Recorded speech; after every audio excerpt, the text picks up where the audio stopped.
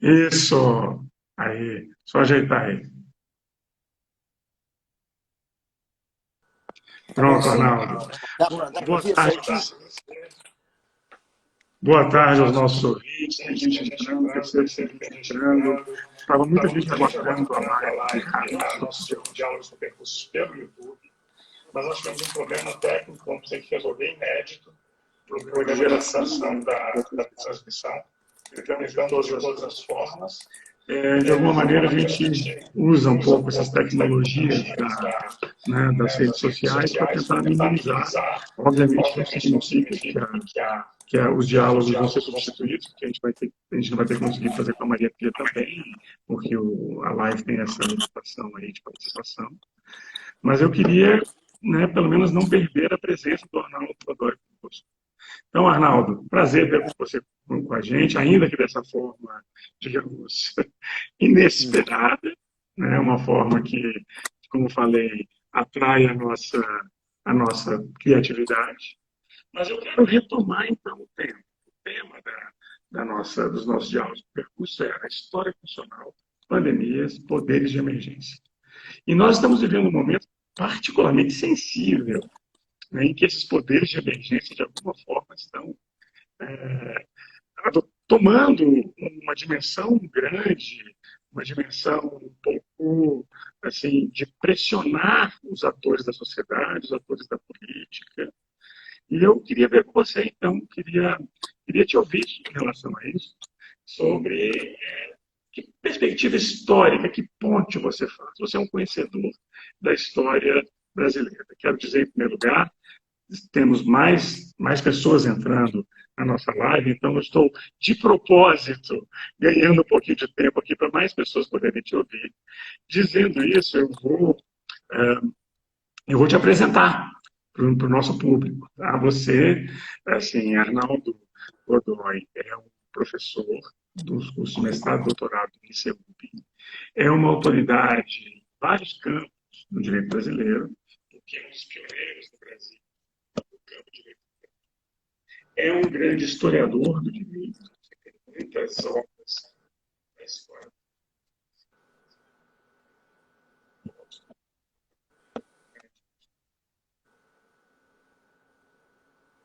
Você já circulou, já esteve na Índia, já esteve na Grécia. Sim, o professor Arnaldo Godoy é uma espécie de pesquisador da pesquisa no seu direito. Isso é uma característica muito interessante da sua atuação, Arnaldo. É uma característica assim, que chama a atenção. Esse elemento fascinante na perspectiva. Dizendo isso, eu gostaria então de passar para você para começar a falar um pouco sobre história, pandemia e poderes de emergência. Que paralelos você faz? Que insights você propõe para nós? A vida que a gente vai pensar por aqui. Tá joia. Cristiano, em primeiro lugar, eu naturalmente agradeço, né, essa oportunidade que você me concede. Eu preciso de um caminhão, de um vagão de trem, de um transatlântico para colocar todas as chances que você tem aí me dado e tem me prestigiado. Eu agradeço. E hoje, naturalmente, aí nós estamos numa situação, não só nessa emergência generalizada, mas até essa nossa emergência circunstancial desse momento de agora, dado que não conseguimos realizar a reunião da outra forma. Porém, é nessas horas difíceis que nós temos que ter calma, né? Monteiro Lobato dizia que nós temos que ser calmo nas horas nervosas e nervosos nas horas calmas. Bom, a propósito do assunto que vai ser objeto dessa discussão hoje, eu acho que o momento enseja um conjunto assim, muito rico de reflexões. Reflexões historiográficas, reflexões de referências de episódios históricos, reflexões em torno de uma dramaturgia, reflexões políticas e também reflexões de paradigma científico, de reflexões, eu diria, epistemológicas. Eu não queria cair naquela cilada de nós pensarmos aquele vero mantra da historiografia romana, aquela coisa do Cícero, que é a história mestra da vida, não é? De que tudo já aconteceu e que nós temos que aprender com as lições do passado. Eu realmente acho que isso não faz o mínimo sentido. Não é? Os tempos são diferentes, os momentos são diferentes e, consequentemente, não faz sentido pensarmos que nós estamos revivendo um momento que já ocorreu em alguns episódios que eu vou tentar pontuar agora. Então, eu acho que nós podemos pensar, no limite, algumas semelhanças e algumas dissemelhanças com temas passados. Não é à toa que provavelmente os livros mais badalados, mais vendidos hoje, devem ser A Peste, do Albert Camus. Deve estar todo mundo querendo ler A Peste. Ou o Decameron, lá do nosso amigo Vespasiano, na Itália, que é um tema que todo mundo fala por conta da peste em Florença. Ou A Morte em Veneza, do Thomas Mann. São provavelmente os livros mais badalados hoje, justamente porque trazem... Posso acrescentar um nessa sua lista? Qual? Ensaio sobre a cegueira, do José E do Saramago, não é? Também está sendo muito, na verdade. Muito vendido na Europa.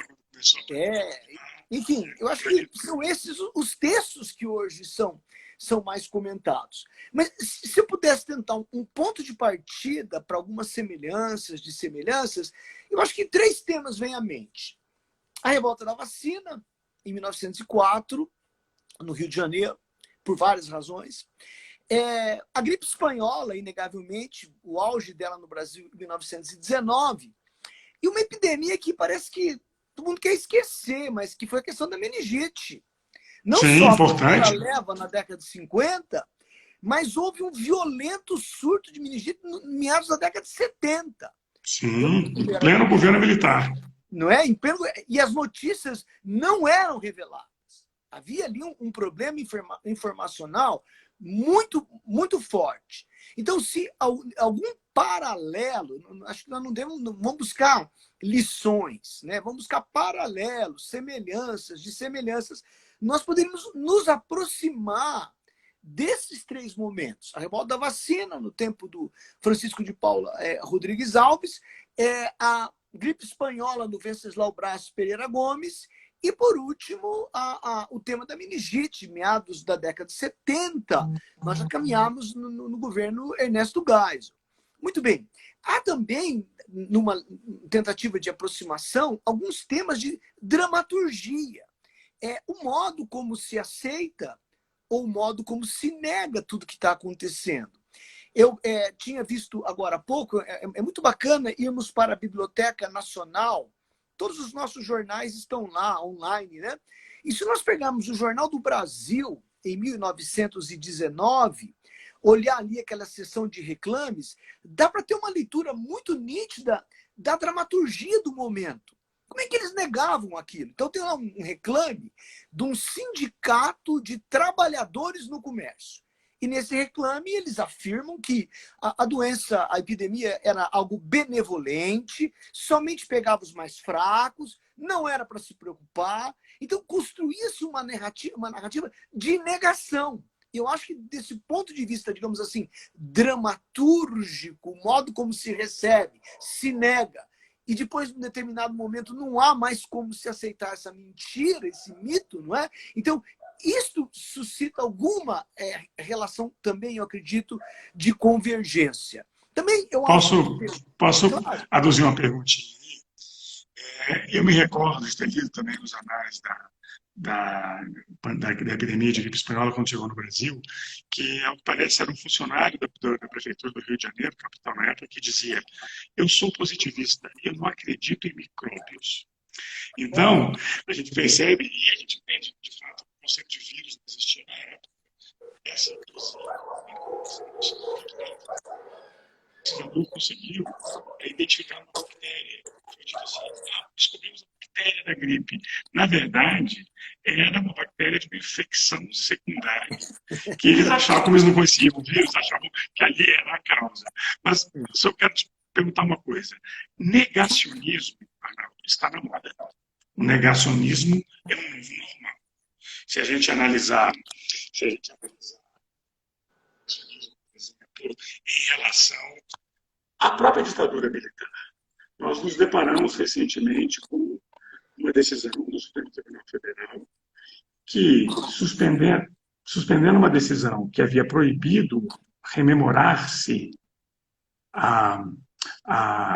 o golpe militar, acabou concluindo que comemorar o golpe militar era uma coisa normal, era uma liberdade de expressão. Então, nós vimos também que há uma postura negacionista também quanto à Covid-19, quanto ao SARS-CoV-2. Como é que você vê essa postura em relação ao negacionismo?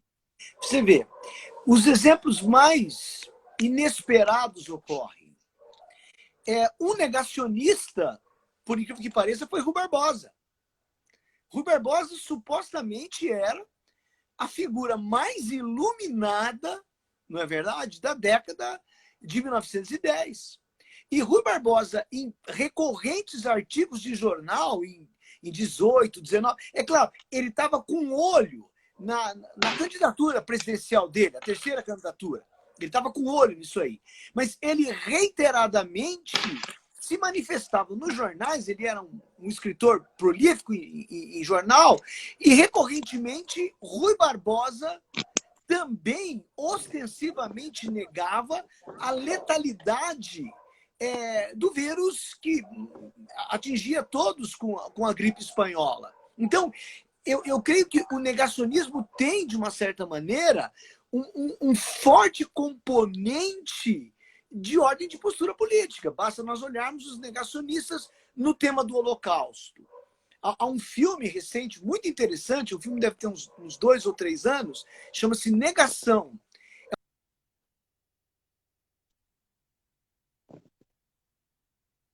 É uma professora americana que lecionava temas do Holocausto e teve que enfrentar na justiça inglesa um doido lá da Inglaterra que cismou que não existia de jeito e de forma alguma o tema da tragédia do Holocausto. Tá? Então, eu quero imaginar que o negacionismo está muito vinculado a isso.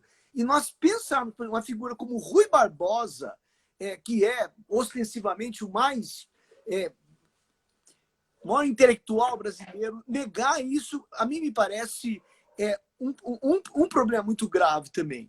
E dentro desse problema da narrativa e tal, nós temos a questão da censura.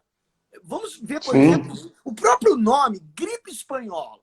Essa expressão, a origem dela está onde? A origem dela está no fato de que em todos os países nos quais a gripe estava matando, não se podia noticiar isto.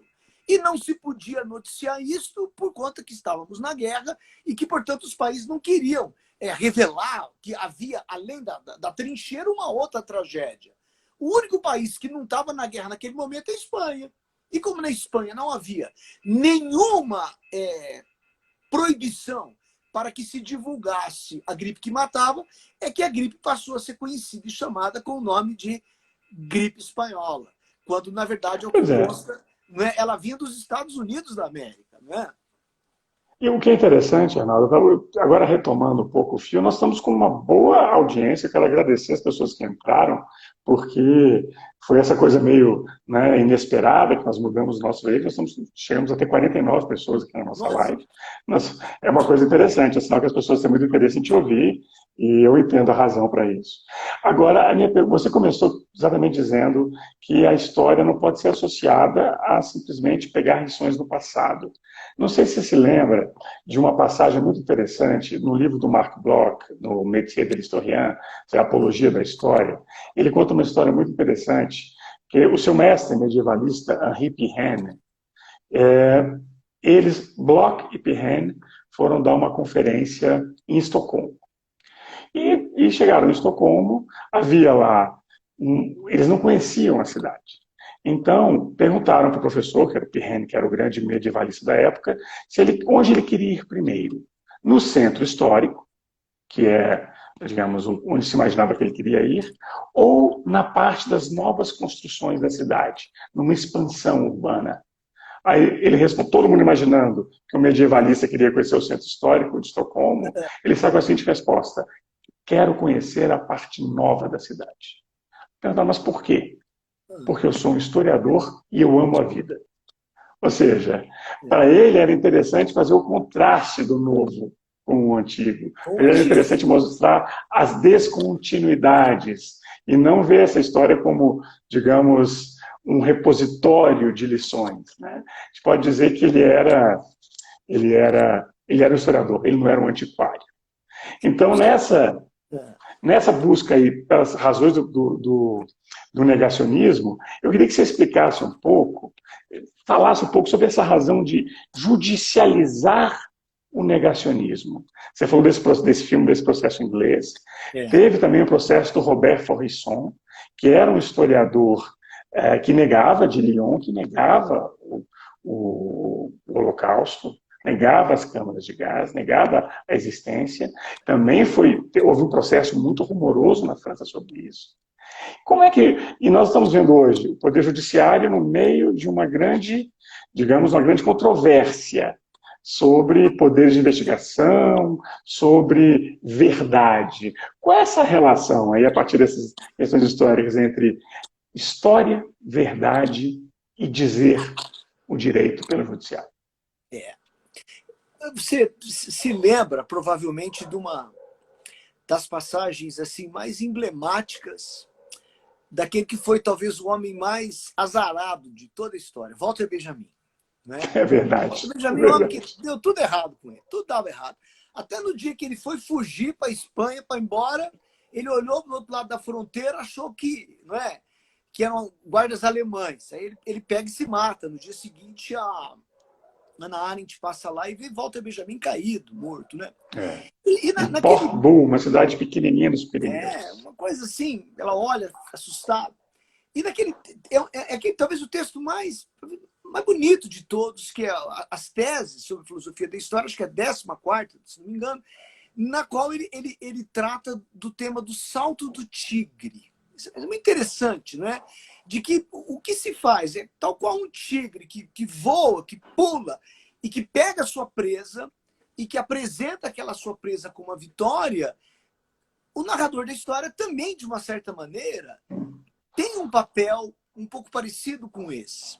Então, por exemplo, se nós, uma pesquisa que eu nunca fiz, mas deve ser interessante, se nós pegarmos os manuais de geografia, de história, de estudos sociais, ao longo, por exemplo, dos anos 70 e 80, o que nós vamos encontrar ali em termos de construção dessa ideia, dessa coisa chamada passado? Eu acredito que eu ouvi de você uma vez a ideia de que ficção científica, essa expressão é sua, ela é muito mais um relato do presente do que do futuro. Não é? Por exemplo, os grandes filmes de ficção, você pega lá os livros de ficção da década de 70, década de 60, o futuro que eles imaginavam era uma projeção ampliada da tecnologia que eles tinham naquele momento. Não é isso? O caso dos exploradores das cavernas, algo baseado, imaginado, que o Don Fuller imaginou 3.000 anos para frente. As pessoas estavam na caverna com um aparelho de rádio. Quer dizer, uma coisa que era a tecnologia daquele tempo. Então, eu acho que essa sua reflexão da ficção científica, no sentido de que o futuro é uma construção do presente, ela é absolutamente válida e aplicável para a construção do passado também. De modo, então, que isso me parece um lugar comum, não é verdade? Nós vamos ter... cada momento cria sua história, cada momento faz o seu passado. Robespierre, em cada momento, é uma figura. Peguemos o Tiradentes. Dependendo do momento que vamos olhar o Tiradentes, é um sonegador de impostos, é um sujeito que jamais podia ser lembrado pela coroa portuguesa e cuja imagem, e esse é um tema de Zé Murilo de Carvalho, naquele famoso livro Sim, da Construção das Almas, lá que ele mostra como é que na belíssimo. República Brasileira, não é? Nós vamos construir essas figuras. Então, se nós tomarmos esse framework para pensarmos essa epidemia, essa pandemia que estamos vivendo hoje e tentarmos, assim, de um modo muito irresponsável, buscar no Sim, passado algum tipo de indicativo, de caminho, isso eu creio que é intelectualmente assim, é muito frágil e também não nos leva a nenhum resultado concreto. Então, por exemplo, o que eu tenho visto hoje? Hoje só se fala na gripe espanhola. Então, as pessoas querem ler sobre a gripe espanhola, ficam assustadas com aquelas fotografias nas quais as pessoas usavam máscara. Há uma literatura recente, muito prolífica em relação a isso. Eu queria até fazer uma lembrança aqui. Há um livro que foi publicado, acho, o ano passado, que me chamou muito a atenção. Eu li o livro em janeiro, antes dessa coisa toda acontecer, que é do Rui Castro. O Rui Castro é uma figura que eu respeito muito. Ele é um excelente biógrafo, escreveu sobre cultura popular, sobre o Garrincha, sobre o samba, tem um escreveu texto muito muito sobre bom. cinema, não é? É um grande conhecedor de cinema. E o Rui Castro tem um livro que é Metrópole à Beira-Mar. E as 20 primeiras páginas do Metrópole à Beira-Mar são de tirar o fôlego, porque nas 20 primeiras páginas ele está contando o tema da gripe espanhola no contexto da Primeira Guerra Mundial e no contexto da cidade do Rio de Janeiro. Mas é interessante que a forma como ele faz é uma forma que não destoa do modo como as pessoas que viveram naquele momento, que são os contemporâneos daquele problema grave que houve, enxergaram a questão. Então, nesse momento, nós falamos hoje do Lima Barreto, né? A questão é, o que o Lima Barreto tinha falado, por exemplo, como um literato? Qual era o depoimento de verdade dele sobre a gripe espanhola? Interessante que não se encontra nada.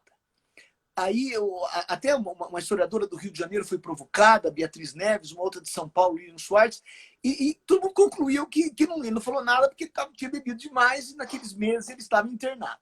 No entanto, e você me disse isso hoje cedo, que ele havia falado sobre a revolta da vacina.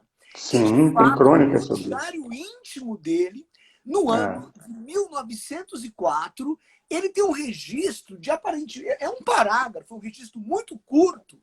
E nesse registro, olha que não há como negar isso, é um testemunho ocular. Ele fala, a polícia arrebanhava à torta e à direita pessoas que se encontravam na rua.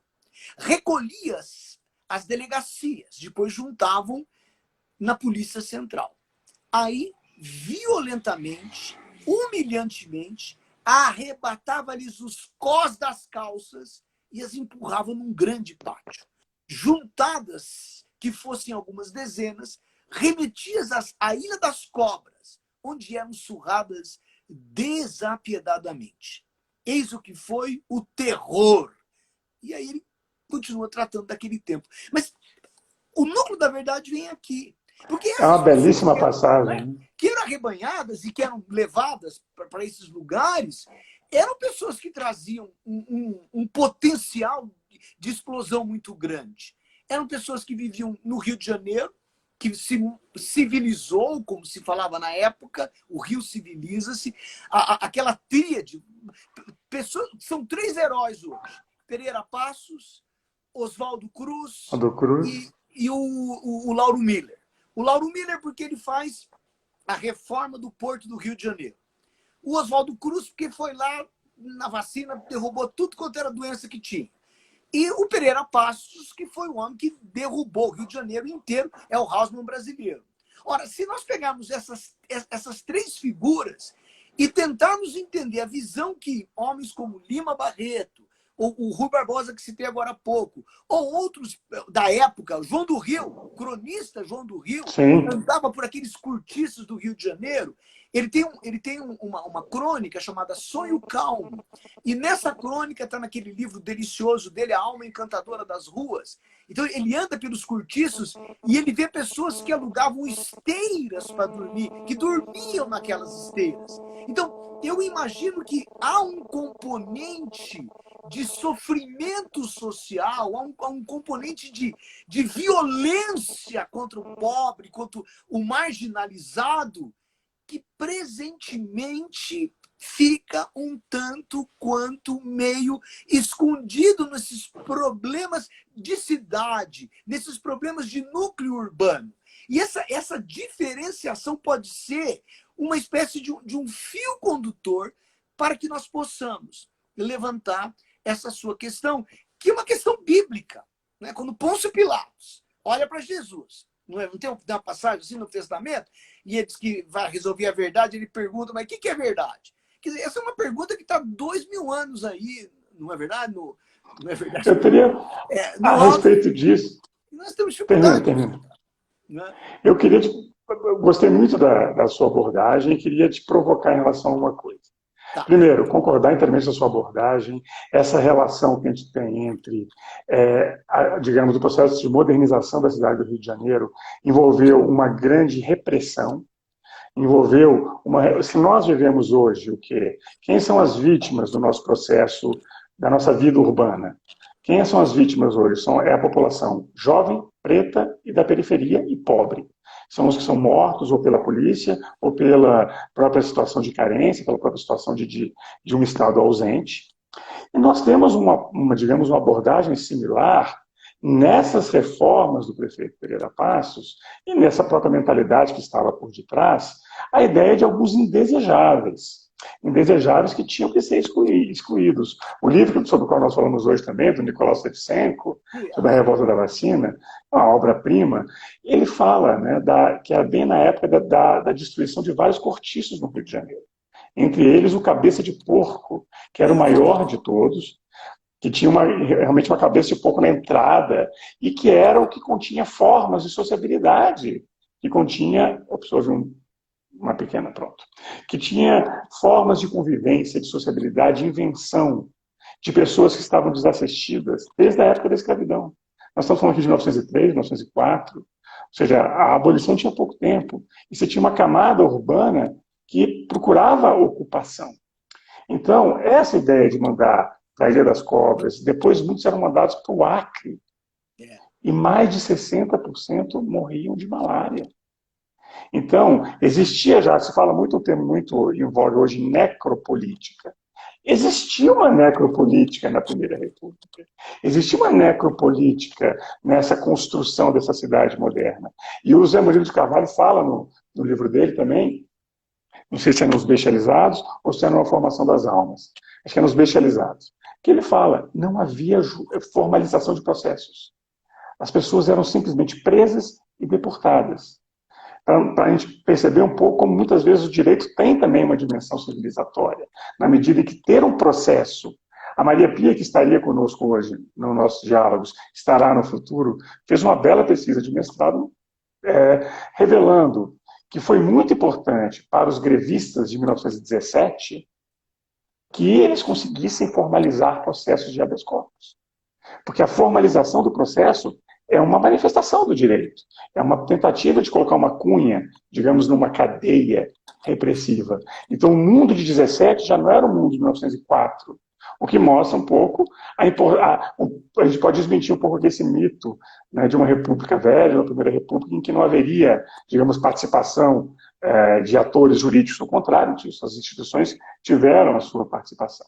Mas a minha provocação era a seguinte, você falou uma hora, né, de como a verdade vai se construindo, e muitas vezes a gente não sabe qual é digamos, quem é o portador dessa verdade. Vivendo o tempo que nós estamos vivendo hoje, estamos vivendo um momento de crise institucional muito séria. E imaginando um ator social em 1918 no Rio de Janeiro, em 1904 no Rio de Janeiro, no final do século XIX em Canudos, ou em 1964 em Brasília, em 68 em Brasília. A minha pergunta é, quando que a gente tem consciência de que a história está se fazendo? Eu me recordo de uma passagem do Stendhal, do A Cartucha de Parma, que é um livro belíssimo, nós poderíamos até explorar esse livro nas nossas parcerias no futuro de literatura, em que o personagem principal, que é um italiano, um jovem italiano, Fabrizio Del Dongo, ele quer muito lutar por Napoleão. E ele acaba entrando numa batalha digamos, acessória da Batalha de Waterloo. E ele depois fica pensando, essa foi a Batalha de Waterloo? Eu realmente lutei na Batalha de Waterloo? Então, a pergunta que se coloca é, a história foi feita ali. Como nós sabemos que estamos fazendo história? Como vão ser lembrados esses dias do hoje?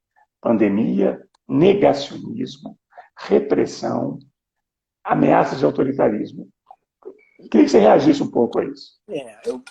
Primeiro que essa singularidade de se ver como um agente da história, não é?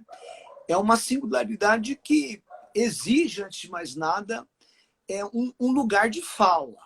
Em outras palavras, a partir de uma suposta presunção de que a história nada mais é, ou nada mais poderia ser, do que também uma narrativa, uma construção, uma tessitura de imagens e de circunstâncias, há inegavelmente a necessidade de que nós tenhamos que ter alguém que tenha o poder de fala. Isso é muito comum, por exemplo, nas cidades do interior.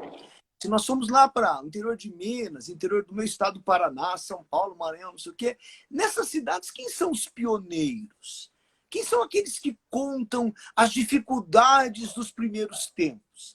São aqueles que economicamente conseguiram se colocar numa posição de muita diferença em relação à massa.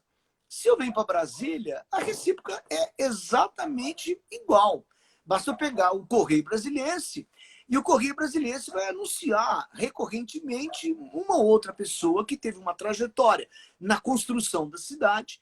Essa uma ou outra pessoa, salvo raríssima exceção de um fotógrafo ou de alguém que foi garçom do Juscelino Kubitschek, salvo uma raríssima exceção como essa, nós vamos chegar no poema do Bertolt Brecht, quem é que construiu a Tebas das Sete Portas. Em outras palavras, as pessoas que vão ser identificadas como os homens e as mulheres que construíram essa glória no Planalto Central são aqueles que, dentro de uma dinâmica capitalista, triunfaram. Porquanto aqueles que estão até hoje vivendo numa periferia, cujos nomes jamais vão ser lembrados e que são pessoas que também participaram e que tiveram provavelmente até uma importância muito maior do que aqueles cujos nomes aparecem depois, fatalmente serão esquecidos. Então, eu creio que a premissa seria essa. O agente da história, dentro de uma leitura exógena, externa, é aquele que tem poder de fala, é aquele que é reconhecido. Do ponto de vista bibliográfico, é aquele que tem um mercado editorial, é aquele que vende o livro, aquele que é reconhecido como uma autoridade canônica. O problema dessa reflexão é que nós vamos chegar num relativismo interminável. Porque, esse é o problema. Né? Quem são os narradores de hoje? Quem são os narradores de hoje? Ela vai a narrativa de hoje ela também é confusa. Porque a nossa geração está acostumada com uma narrativa oficial ou oficiosa, que é aquela narrativa que nós escolhemos na capa da Folha de São Paulo. Eu me lembro que há alguns anos foi editado um livro no qual havia a coletânea das capas da Folha de São Paulo. Sim. Ou a narrativa do Jornal do Brasil, que voltou agora de outra maneira. Enfim, há também aí um elemento contingencial de ordem tecnológica. Não se pesquisa mais o passado com as caricaturas. Você tem um meme hoje. E talvez aquela ideia lá no Humberto Eco, se não me falha a memória, no Apocalípticos e Integrados, em determinado momento ele falava que ia chegar a hora em que o poder de fala ia ser generalizado. Então nós achávamos que no dia em que todo mundo pudesse apertar um botão do computador e expressar a sua opinião, aquele sonho daquela democracia ateniense do século IV iria se realizar nos dias de hoje. E, no entanto, o que nós estamos observando é que isso não só não aconteceu, mas o desdobramento disso acaba sendo algo muito perverso, levando-se em conta o modo como hoje esses modelos são, de uma forma ou de outra, manipulados. Então, eu volto a pensar que a narrativa daquilo que é verdade, vamos centrar isso no tema da epidemia do Covid. As pessoas que vão contar essa história daqui 10, 20 anos, ou os nossos netos e bisnetos que vão olhar para o tempo de hoje, provavelmente vão colher as impressões daqueles que, nessa tragédia pela qual estamos passando hoje, da qual a Covid é um elemento, talvez o mais trágico de todos, do ponto de vista empírico, é o número de mortes, é algo que realmente assusta, e a cada dia é mais assustador. Mas as pessoas que forem ler esse tempo de hoje podem ter uma leitura absolutamente dulcificada, dependendo de como que as coisas se desdobrem. Ou podem ter uma leitura absolutamente... aquilo que para nós é uma leitura realista. Mas eu creio que realmente o grande problema está no sentido de humanitarização de grupos que são excluídos de tudo que nós estamos vendo hoje. E nesse aspecto, somente nesse aspecto, é que nós podemos ter um retorno ao modelo de exclusão que houve, por exemplo, nesses 3 exemplos históricos que me vieram circunstancialmente à cabeça. Há também um fato material anedótico, com toda a tristeza que isso tem, quando nós olhamos, por exemplo, no sonho do remédio imediato. Hoje fala-se muito aí, cloroquinina, no seu nome. Quando nós olhamos as narrativas lá de 1918, 19, eles estavam tomando quininos, sal de quinino. E tinha gente que tomava daquele sal de quinino e morria daquilo, intoxicado com aquilo. Né? Havia pessoas que tomavam, tinha um médico no Rio de Janeiro muito famoso, que começou a receitar aspirina. As pessoas tomavam doses cavalares de aspirina. E havia pessoas, os relatos dão conta de pessoas que se suicidaram pelo fato de que elas tinham medo de que estariam contaminadas pela gripe espanhola. Então, esse tema da doença, essa mitocondria, é muito recorrente, o que eu quero imaginar. E muito interessante, eu queria aprofundar com você o aspecto de uma dessas epidemias, a epidemia da meningite. Nós sabemos que começou um surto de meningite no Brasil, especialmente em São Paulo, em 71. Teve depois um decréscimo de casos, mas depois voltou muito forte em 74. Não existem muitos documentos sobre isso. Isso tem a ver com a razão da minha pergunta, inclusive. 71, quando é? Isso é o auge do governo Médici, o governo mais repressor, um dos governos mais sanguinários da história, ou seja, um governo em que o aparato da repressão estava funcionando. Então, houve censura de matérias jornalísticas sobre a meningite. Inclusive, nós temos muita dificuldade de saber quantos casos ocorreram.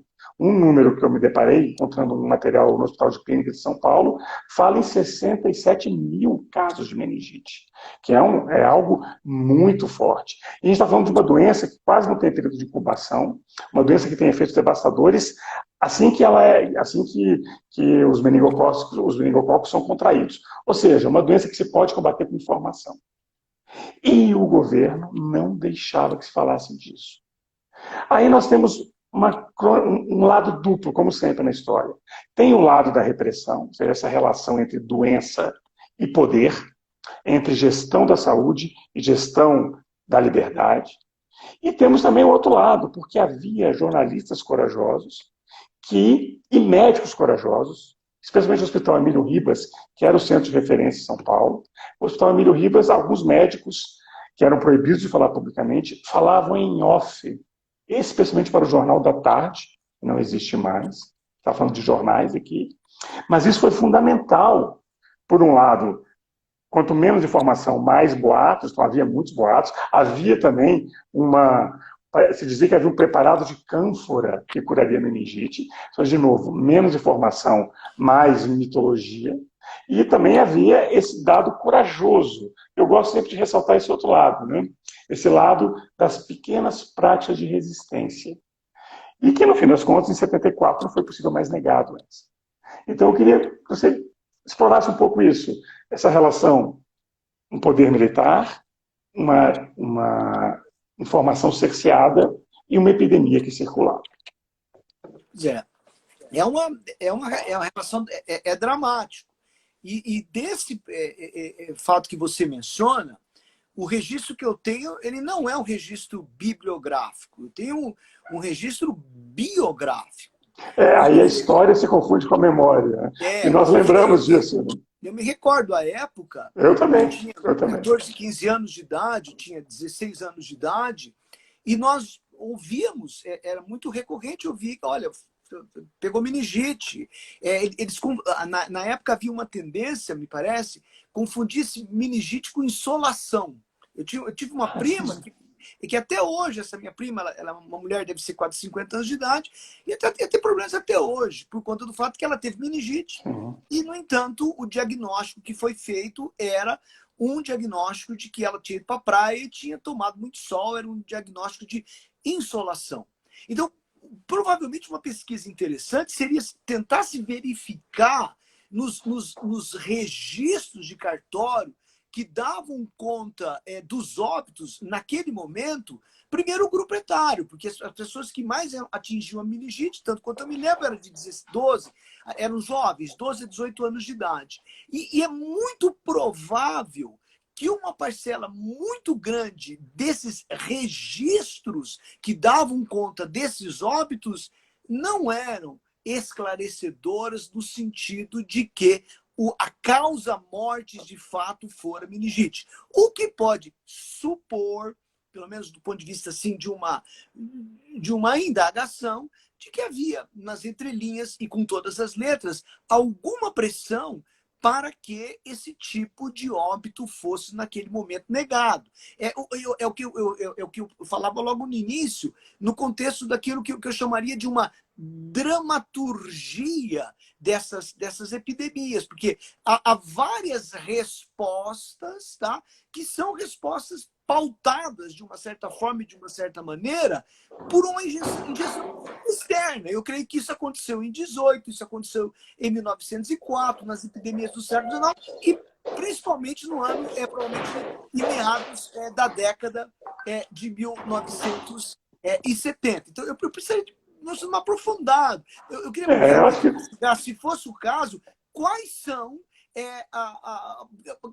o óbito, ele tinha que estar registrado de alguma maneira. sim. Não é? E, no entanto, isso também seria uma forma de, mediante a manipulação de documentos, e muitas vezes você vê, eu estou tratando com números, eu tenho um código que identifica uma determinada Sem um patologia, CID, não é? claro, Então eu claro. posso... Veja, por exemplo, essas patologias supostamente mentais, como psicose maníaco-depressiva, depressão, angústia, ansiedade, etc., que ao longo dos anos elas também foram, de uma certa maneira, embaralhadas. Eu me lembro, quando eu era menino, as pessoas de idade que começavam a sofrer de doenças que hoje nós damos nome, a velhinha está doente, ela está...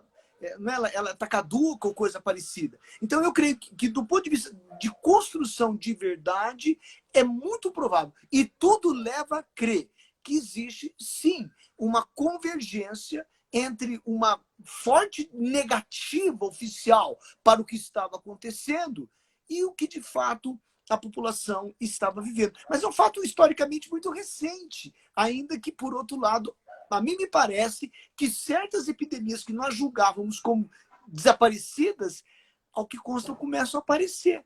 De novo, e aí vem o problema da ciência, essa obsessão, por exemplo, com a vacina, no sentido de que o Rui Barbosa, no texto dele, de 1904, quando ele se recusa a ser vacinado, ele se aproxima, e tem um argumento moral também aí. Tinha um político da época chamado Lauro Sodré, que criou a Liga contra a Vacina. E ele tinha um argumento moral. Ele dizia o seguinte, olha só, o Machado de Assis, quando fala de Capitu, proíbe que Capitu mostrasse os seus braços nus.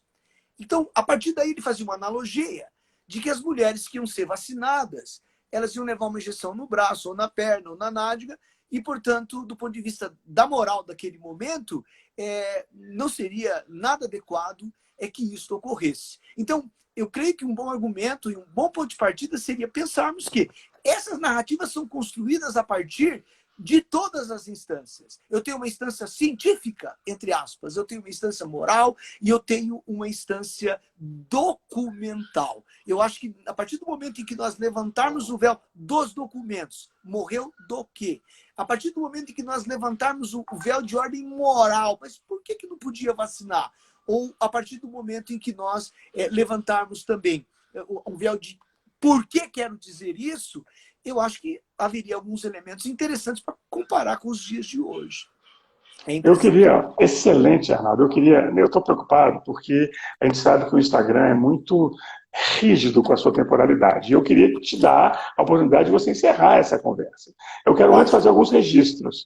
Primeiro, nós já estamos com 52 pessoas nos assistindo, várias contribuições. Quero fazer alguns registros, colegas como o professor Zé Otávio Guimarães, que é historiador, professor do Departamento de História do UNB, inclusive lembrando que o Carnaval foi cancelado por conta da epidemia de meningite. Também a professora Norma Breda dos Santos, uma grande historiadora, professora também de Relações Internacionais da UNB, também entrou aqui. Os colegas do MPT, como Alberto Emiliano, como a Soraya Tabet. E uma reflexão muito interessante que vem agora, para a gente pensar depois, talvez não dê tempo de responder, mas para você assimilar e a gente pensar nela, é uma das que está acompanhando, uma usuária que acompanha nossa live, dizendo que em Nêmesis, um livro do Philip Roth, fala da poliomielite como uma doença que seria uma doença desconhecida, seria uma doença italiana. Então lá consta a ideia de que os judeus nem precisariam de fazer quarentena, porque era uma doença italiana. Então, de novo, essas ideias de, às vezes, o mal que vem de longe, né? A gripe espanhola, a polio que era italiana. Mas eu queria te fazer uma última pergunta. E com isso eu queria já encerrar.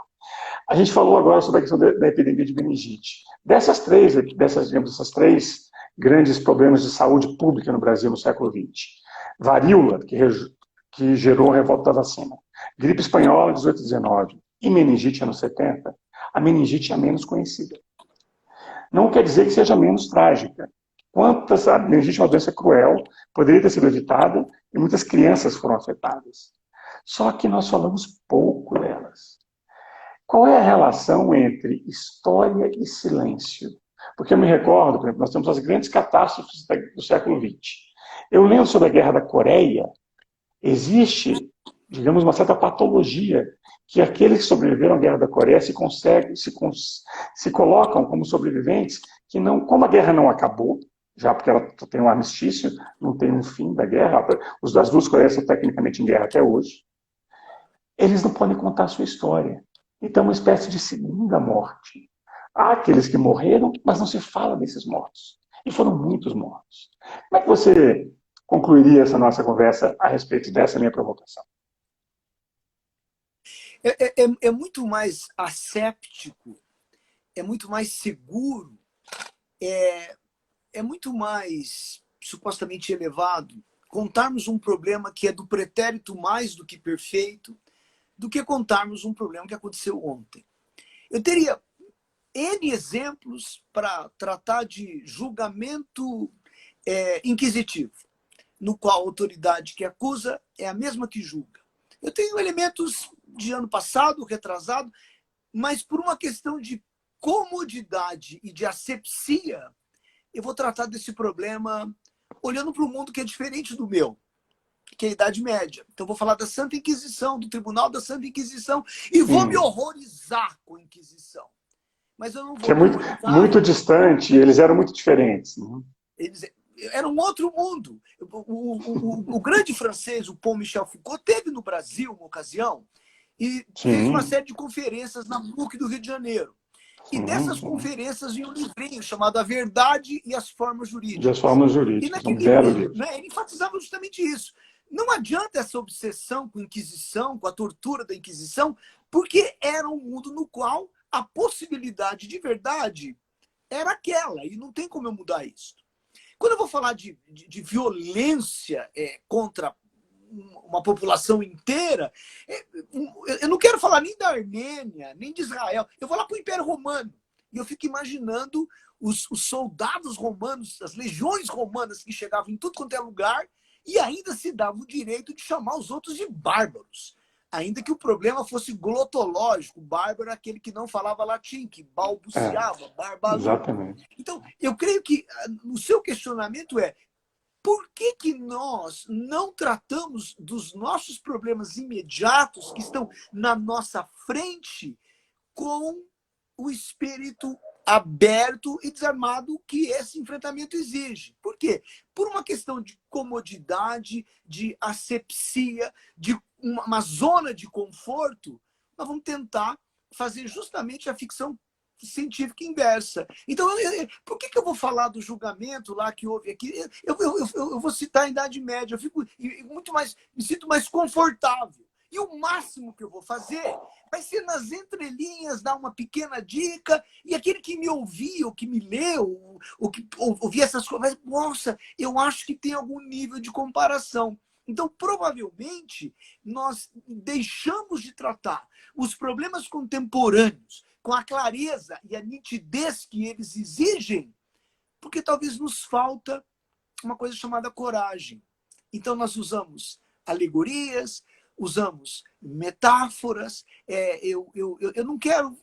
Eu vou falar de metafísica, eu vou lembrar Platão, e essas pessoas estão disponíveis o tempo inteiro para testemunhar o meu argumento. Então, por uma absoluta falta de coragem, no sentido de apontar as pessoas, dar nome aos bois. Essa expressão é uma expressão muito rica. Diz que na zona rural, você não pode dar nome ao boi porque você tem afeto com ele. Sim, você se aproxima. Então, a minha expressão dar nome é isso. Nós vamos tentar, por uma questão de asepsia, de distanciamento, tratar problemas contemporâneos sob uma ótica pretérita. Então, com uma pequena palavra, que, no meu entender, é uma palavra muito forte, muito libertadora, eu poderia tentar enfrentar a sua provocação e dizer: porque nos falta coragem. Olha, esse é um encerramento belíssimo. E, às vezes, a coragem está na coragem de dizer certas coisas. E essa foi demonstrada por você. Quero agradecer muito, Arnaldo, sua disponibilidade para essa nossa conversa, que foi esclarecedora. Esse vídeo vai ficar disponível por 24 horas lá no nosso perfil do Percursos. Nós vamos exportá-lo para o YouTube, para o canal do Percursos, onde ele vai ficar por muito tempo e onde espero que ele seja também muito acessado. E nós vamos contar com você num futuro Diálogos com Percursos, sem dúvida. Muito obrigado por estar conosco. Obrigado, eu que agradeço. Até uma próxima. Tchau. Obrigado a vocês que ficaram conosco também até agora. Esclareço a quem entrou depois que nós tínhamos uma atividade planejada para a transmissão ao vivo pelo YouTube. Tivemos um problema com o servidor do YouTube e não conseguimos gerar a transmissão. Então, tentamos, assim, comatar essa lacuna com essa entrevista belíssima, assim, em tempo real, literalmente, porque não previsto para acontecer dessa forma, com o professor Arnaldo Godoy. Abraços a todos.